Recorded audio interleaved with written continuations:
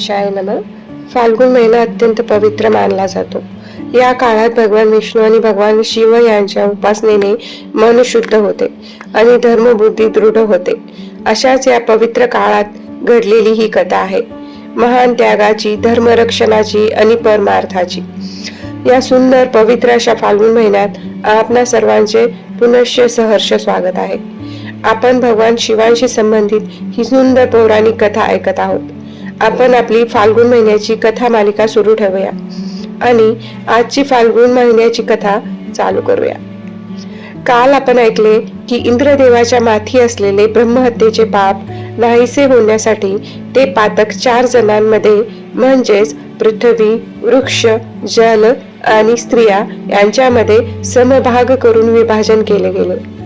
पुढे लोमेश ऋषी सांगू लागले, या मधल्या काळात एकदा देवराज इंद्राचा भव्य उत्सव चालू होता. देवतांचा आनंदोत्सव पाहून विश्वकर्मा अत्यंत व्यथित झाले. पुत्रशोकाने त्यांचे हृदय जळत होते. क्रोध आणि वेदनेने त्यांनी कठोर तपस्या करण्याचा निश्चय केला. ते दुःखी व खिन्न मनाने तपश्चर्या करण्यास गेले. दीर्घकाळ तपश्चर्या केल्यानंतर ब्रह्मदेव प्रसन्नतेने प्रजापती त्वष्टाच्या समोर प्रकट झाले आणि ते म्हणाले, हे प्रजापती त्वष्टा, मी तुझ्या तपश्चर्येने प्रसन्न झालो आहे. आणि ब्रह्मदेवाने त्याला वर मागण्यास सांगितले.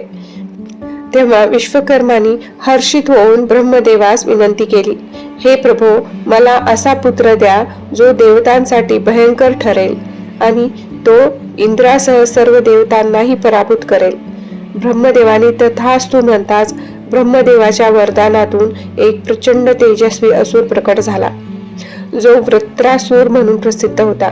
तो जन्मताच अतिशय बलवान होता. दिवसेदिवस त्याची शक्ती वाढत गेली. असे म्हणतात की तो दररोज 400 हातांनी वाढत असे. पूर्वी शुक्राचार्यांनी त्यांच्या मृत संजीवनी विद्येचा वापर करून ज्या असुरांना जिवंत केले होते त्यापैकी राजा बळीला सोडून इतर सर्व असुर पाताळ लोक सोडून वृत्रासुरा राक्षसाकडे आले. वृत्रासुराने त्या राक्षसांसोबत मिळून संपूर्ण पृथ्वी आपल्या विशाल देहाने व्यापून टाकली. देव, ऋषी आणि साधूंनाही त्याने त्रास दिले. सर्वत्र भीती आणि अराजकता निर्माण झाली. वृत्रासुराच्या अत्याचाराने व्याकुळ झालेले देव ब्रह्मदेवांकडे गेले. त्यांनी ब्रह्मदेवांना आपली व्यथा सांगितली. तेव्हा ब्रह्मदेवांनी गंधर्व, मरुदगण आणि इंद्रासह इतर देवतांना विश्वकर्मा काय करणार आहे हे सांगितले. विश्वकर्माने खूप मोठी तपश्चर्या करून अत्यंत तेजस्वी वृत्रासुराला तुम्हा सर्वांचा नाश करण्यासाठी प्राप्त करून घेतले आहे. आता तो सर्व असुरांचा अधिपती बनला आहे. तुम्ही सर्वजण असा प्रयत्न करा की ज्यामुळे त्याला मारता येईल. तेव्हा सर्व देवता म्हणाले, जेव्हा इंद्रदेवाच्या माथी ब्रह्महत्येचे पातक लागले होते तेव्हा आमच्याकडून एक खूप मोठी चूक झाली आहे. आम्ही अज्ञानी आणि अजाणतेपणे आमचे सर्व अस्त्र महर्षी दधीची यांच्या आश्रमात नेऊन ठेवले होते. आम्ही अस्त्रशस्त्राशिवाय काय करू शकतो?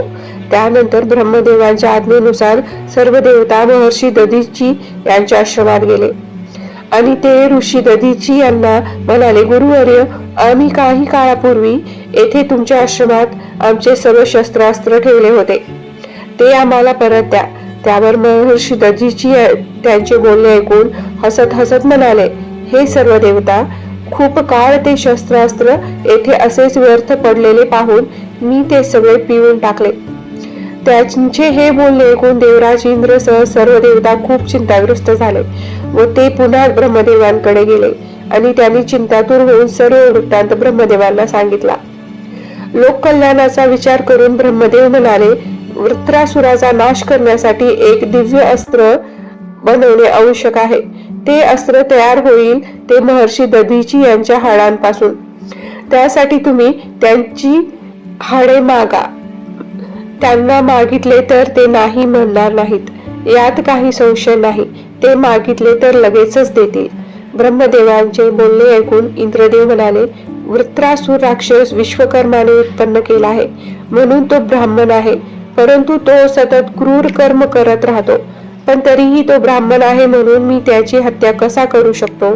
इंद्राचे बोलणे ऐकून ब्रह्मदेवानी अर्थशास्त्रीय युक्तीद्वारा सांगितले की जर कोणी उन्मत्त मारण्याचा विचार करत समोर येत असेल तर त्याला निश्चित मारलेच पाहिजे, तो तपस्वी ब्राह्मण असला तरीही, आणि असे केल्याने ब्रह्महत्येचे पातक लागत नाही. त्यानंतर इंद्रदेव म्हणाले, ऋषी दधीची यांच्या हत्येचे तरी महान पाप मला लागेलच, आणि अशा प्रकारे ब्राह्मणांचा अनादर करणे योग्य असेल काय? हे ऐकून देव घाबरले. इंद्र म्हणाले, दधीची हे महान ब्राह्मण आहेत, त्यांच्या वधाने तर मला ब्रह्महत्येचे पाप लागेलच. तेव्हा ब्रह्मदेवाने समजावले, धर्मरक्षणासाठी जर एखादा अतिताई संपूर्ण सृष्टीचा नाश करीत असेल तर त्याचा नाश करणे हेच धर्म आहे. अशा वेळी पाप लागत नाही, तुम्ही लगेचच ऋषींच्या आश्रमात जा. ठीक आहे म्हणून देवराज इंद्र, गुरु बृहस्पती आणि इतर देवता दधीची ऋषींच्या आश्रमात गेले. तो आश्रम अत्यंत रमणीय होता. तेथे सिंह आणि हरिण एकत्र पाणी पित होते, उंदीर मांजर एकत्र खेळत होते. पक्ष्यांचे किलबिलाट, मंद वारा आणि शांत वातावरण, सर्वत्र प्रेम आणि समन्वय होता. तो आश्रम वैरभाव विरहित होता. तेथे कसल्याही प्रकारचे वैर, द्वेष, मद, मत्सर यत्किंचितही नव्हता. दधीची महर्षी सूर्याप्रमाणे अत्यंत तेजस्वी भासत होते. त्यांच्या शेजारी ऋषीपत्नी सुवर्चा होत्या. दोघेही तप, त्याग आणि समाधीचे मूर्तिमंत रूप होते. देवतांनी विनम्रपणे नमस्कार केला आणि म्हणाले, आम्हाला माहित आहे तुम्ही तीनही लोकात महान दाता म्हणून प्रसिद्ध आहात. तेव्हा ऋषी म्हणाले, हे देवतागण, तुम्ही येथे येण्याचे कारण काय आहे ते मला लवकर सांगा. यथायोग्य आपली मदत केली जाईल.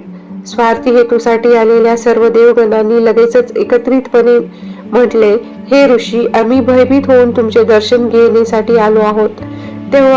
तेव्हा ऋषी दधीची यांनी आपल्या पत्नीला आश्रमात पाठवले, जेणेकरून तिचे मन व्यथित होऊ नये. आणि महर्षी म्हणाले, आता स्पष्ट सांगा, तुम्हाला काय हवे आहे? सर्व देवता म्हणाले, आम्हाला आपल्या शरीरातील हाडांची आवश्यकता आहे. त्यांच्यापासून तयार होणाऱ्या वज्राने आम्ही वृत्रासुराचा वध करू. हे ऐकून दधीची ऋषी क्षणभर शांत झाले. त्यांनी हसत उत्तर दिले, देवतानो, हे शरीर नश्वर आहे. जर याच्या त्यागाने लोककल्याण होणार असेल तर त्यात काय शंका आहे? मग त्यांनी योग शक्तीने ध्यान लावले आणि क्षणात देह त्याग केला. दधीची ऋषींचा पवित्र हाडापासून दिव्य वज्र तयार करण्यात आले. इंद्राने त्या वज्राच्या साहाय्याने वृत्रासुरासोबत भीषण युद्ध केले. दीर्घ संग्रामानंतर शेवटी इंद्राने त्याच्या प्रहाराने वृत्रासुराचा अंत केला. सृष्टीत पुन्हा शांतता आणि सुव्यवस्था प्रस्थापित झाली. त्याग सर्वश्रेष्ठ आहे. स्वतःच्या शरीराचाही त्याग करून दधीची ऋषींनी लोककल्याण साधले. त्यामुळे त्यांचा त्याग सर्वश्रेष्ठ आहे. महर्षी दधीजींचा त्याग आपल्याला शिकवतो की जीवनाचे खरे मूल्य इतरांसाठी जगण्यात आहे, आणि आपल्या कर्तव्याने आणि त्यागानेच आपण अमर होतो. मनुष्य जन्म हा केवळ सुखोपभोगासाठी नसून धर्म, कर्तव्य आणि परमार्थासाठी आहे. हीच या कथेमधील खरी शिकवण आहे. मनुष्य जन्म हा अत्यंत सुंदर आहे आणि तो दुर्लभही आहे. आपल्या ऋषी मुनींनी सांगितले आहे की या जन्माचे परम ध्येय म्हणजे आध्यात्मिक उन्नती. जर आपण केवळ भौतिक सुखामध्ये रमलो आणि परधर्माचा विचारच केला नाही तर हा अमूल्य जन्म व्यर्थ ठरतो. आजची कथा आवडली असेल तर नक्की लाईक करा, शेअर करा आणि सबस्क्राईब करायलाही विसरू नका. याच्या पुढील कथा आपण आपल्या भक्ती विश्व चॅनलवर उद्या ऐकूया. हर हर महादेव.